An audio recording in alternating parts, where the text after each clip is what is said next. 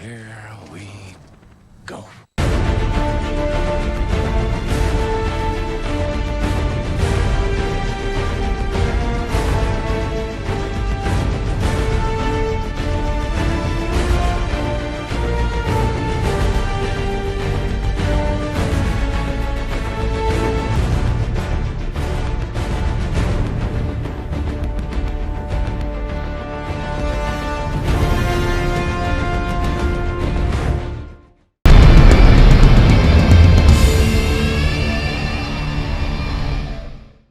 Hello guys, I'm Combo Movie Film Productions, and welcome back to the DC film Retrospective. Today's film is basically a Constantine set in the Old West starring pre-Thanos Josh Brolin, Jonah Hex. This one was in development for a decade before it ever hit the silver screen, starting off as a 1-hour pilot for a TV show that never went anywhere, then turning into a film with Neville Dean Taylor, most known for the Crank movies and Ghost Rider 2, writing a script for the film, and were planning on directing, but after some creative differences, they dropped out of the project. Then Warner Bros. Hired the director of Horn Hears a Who to help the film, along with getting a stacked cast together and putting the film into production. The film got released in the theaters in June 2010 and was a colossal failure, doing terribly with critics and only making $10 million against its $47 million budget. Not to mention, this went up against Toy Story 3 in its opening weekend. The film has since been dubbed one of the worst comic films of all time, and hence why there has been no adaptation of Jonah Hex since. But what do I think about it? Well, before we get into that, let's get into the plot.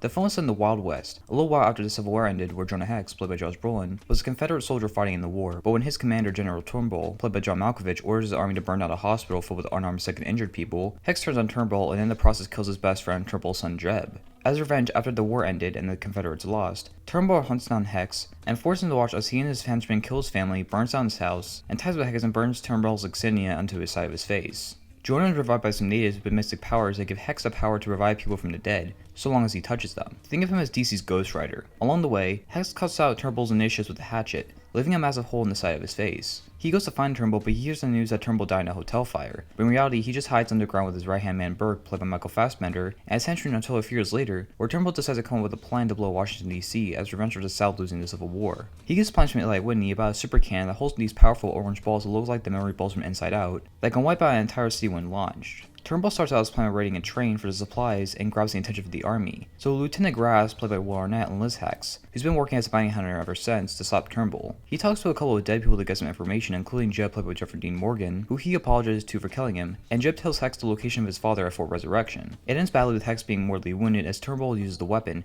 killing an entire town in the process as Burke kidnaps Lila, a prostitute that has a fling with Hex, played by Megan Fox. Hex is once again revived by the natives, as he goes to Washington DC where Turnbull and his goons are on a ship, planning to blow up the White House on the 4th of July. Hex kills Burke along with his goons with the help of Lila after he frees her, and blows up the ship, killing Turnbull for real this time. The film ends with President Grant, played by Adrian Quinn, offering Hex to be the sheriff of the USA, whatever that means, but he denies it and says if they ever need his help, they know where to find him as he walks into the sunset as credits roll.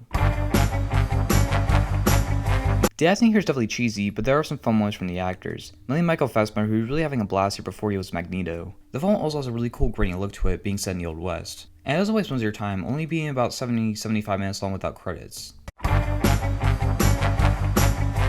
This film is terrible, easily one of the worst comic films that has been made in the 2010s alone, and definitely one of the weaker comic films I've seen. They had a decent concept, but they barely explore it due to how short the entire film is. The film literally skips entire portions of the plot like the backstories for our characters in favor of cheap action and outdated effects. The film has so many unintentionally hilarious moments, mainly from Josh Brolin's monologuing. It's not really from Brolin because he does his best for what the script gives him, but so many of his lines are just bad and feel like they were written by a 4th grader. It has the most bare-bone structure of any comic film I've seen. It's just so lazy. They could have done so much more and honestly feels more like a TV pilot more than a movie. What angers me more is how much they waste the cast in here. The cast in here is stacked. You have Josh Brolin, John Malkovich, Megan Fox, Michael Fassbender, Will Arnett, Jeffrey Dean Morgan, and I didn't even mention that Michael Shannon and Wes Bentley were in here in minor roles. The film wastes so many good actors in nothing roles in hopes that they would make a sequel, which is obvious from the vibe that this film gives off, that was more focused on starting off a franchise rather than making a good film first. Jonah Hex isn't even that cool of a hero, as basically the DC version of Ghost Rider, from what this film presents him as. His powers aren't shown in a creative way, and just ends up being another gunslinger with no personality. I just couldn't find myself caring for any of the characters, nor was I invested in the plot. It was so interesting I fell asleep halfway through the film, and I watched it in 2 separate viewings. It's just shocking how incompetent the film was put together. This feels like a fan film that was given a multi-million-dollar budget and an all-star cast, but with none of the passion or creativity.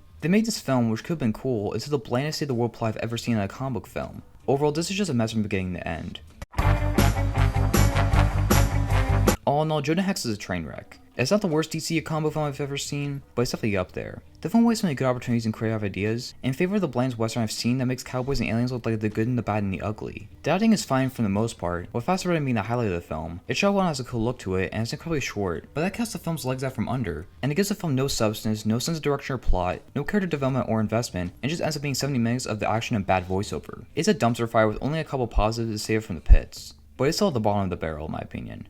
I give Jonah Hex a D-, a 1 out of 10, and a skip recommendation. So that's Jonah Hex. What do you guys think about it? Leave your thoughts on the comments, but please make sure to like and subscribe more content. I'm Combo Movie Film Productions, and this isn't the last DC film review because justice needs to be served.